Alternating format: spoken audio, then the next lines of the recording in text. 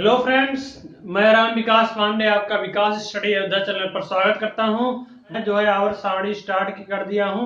इस आवर्त सारणी में हमने कई सारे बिंदु बता दिए। जो है मेंडलीव की आवर्त सारणी चल रही है। अब जो है हम आवर्तों की आज विशेषता बताएंगे, आवर्तों की और वर्गों की जो विशेषता है इसको आप थोड़ा गौर से देख लीजिए। इसमें क्या क्या पॉइंट है इसको आप जाने रहेंगे तो जो आधुनिक आवर्त सारणी है या आगे जो कुछ बिंदु बताएंगे वो जानने में आपको कोई दिक्कत नहीं होगी। तो चलते हैं हम अपने पॉइंट पर, ठीक है। अब देखिए इसमें बताया आवर्तों की विशेषताओं में। आवर्त आप जानते हैं, हमने अभी बताया कि आवर्त 7 होते हैं। जो रेखाएं ऐसे होती हैं वर्टिकल होती हैं, देखिए वर्टिकल मतलब ऐसे क्षैतिज होती हैं, इनको हम आवर्त के नाम से जानते हैं। देखिए रेखा हमने बता दिया ना, देखिए वर्टिकल है, ये वर्टिकल होती है, क्षैतिज होती है, इनको हम आवर्त के नाम से जानते हैं।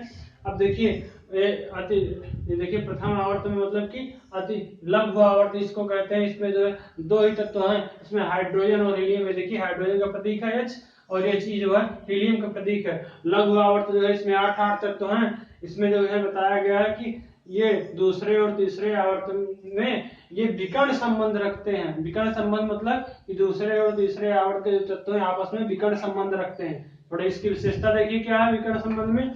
देखिए मैंने कुछ दूसरे आवर्त के जो है तत्वों को लिखा है, तीसरे आवर्त के तत्व को लिखा है। दूसरे आवर्त के जो तत्व है लिथियम है, बेरिलियम है, बोरान है, कार्बन है, ठीक। ये लिथियम एलाई है, बी मतलब बेरिलियम, बी मतलब बोरान, सी मतलब कार्बन।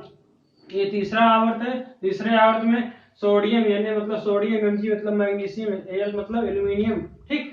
एसआई मतलब सिलिकॉन। तो ये जो है लिथियम जो है मैग्नीशियम से ये अपना संबंध रखता है। मतलब इसका लिथियम का गुण मैग्नीशियम के गुण से लगभग मैच करता है, इसमें गुण पाया जाता है।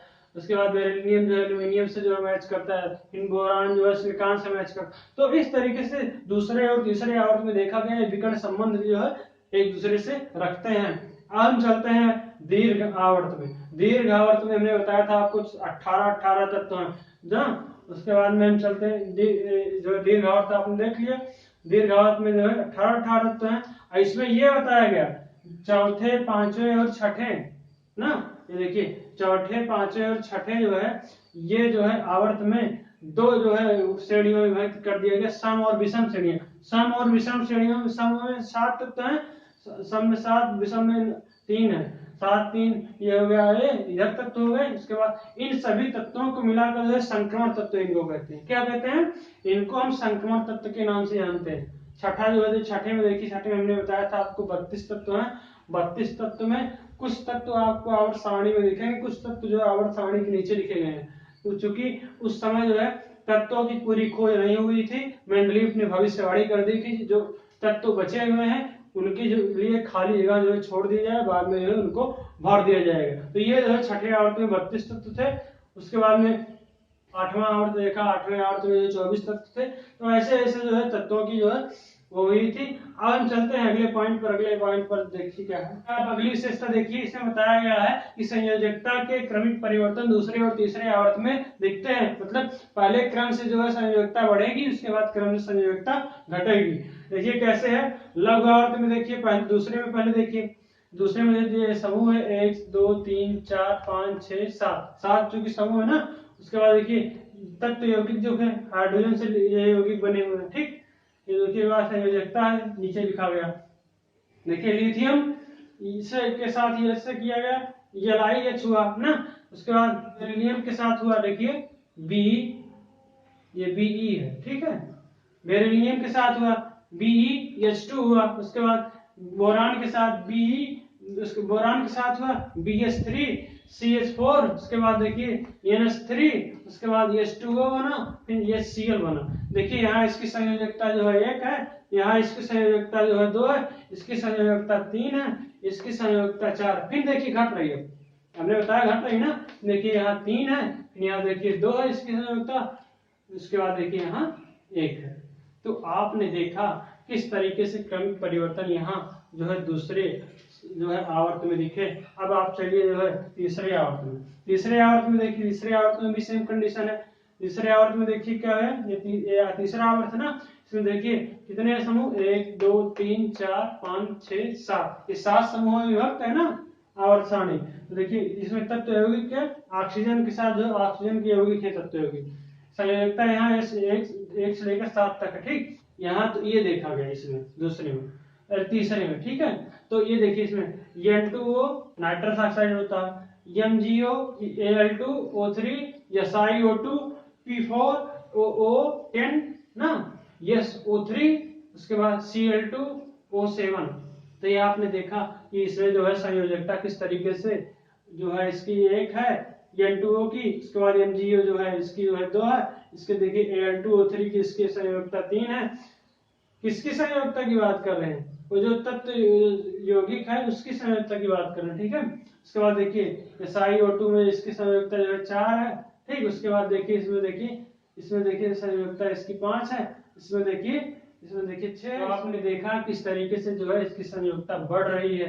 तो अब हम चलते हैं अगले पॉइंट पर। अगला पॉइंट हमारा देखिए, आवर्त सारणी में बाएं से दाएं जाने पर क्या क्या परिवर्तन होते हैं उनको थोड़ा देख लीजिए। आवर्त सारणी में बाएं से दाएं चलते हैं, तत्वों को देखते हैं। तो धात्विक प्रकृति जो है घटती है, क्या होती है?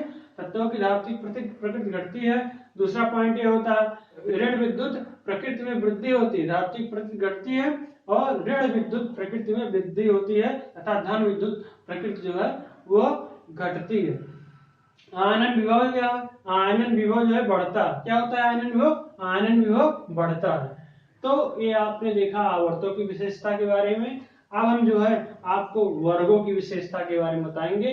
जो आवर्त सारणी में वर्ग है उसकी क्या क्या विशेषता है। चलिए आवर्त सारणी के वर्गों की विशेषता देख लीजिए। वर्गों की विशेषता के बारे में, वर्गों की क्या विशेषता है इनको देख लीजिए। वर्गों की विशेषताएं कि आप देखिए, आपको मालूम हमने बताया था ये 1 से लेकर 8 तक जो है समूह और ये शून्य समूह है। तो कुल कितने हुए? कुल 9 हुए। तो कुल खानों की संख्या कुल कितनी है? वो 9 है, ठीक है।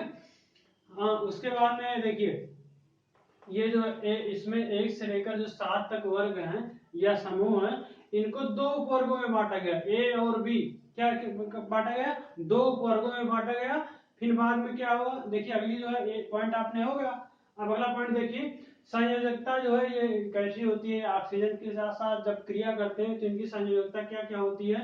देखिए पहले वर्ग की जो संयोजकता है जो 1 है, दूसरे वर्ग की 2 है, तीसरे वर्ग की 3 होती है, चौथे वर्ग की 4 होती है, पांचवें वर्ग की 5 होती है, छठे वर्ग की 6 होती है, सातवें वर्ग की 7 होती है।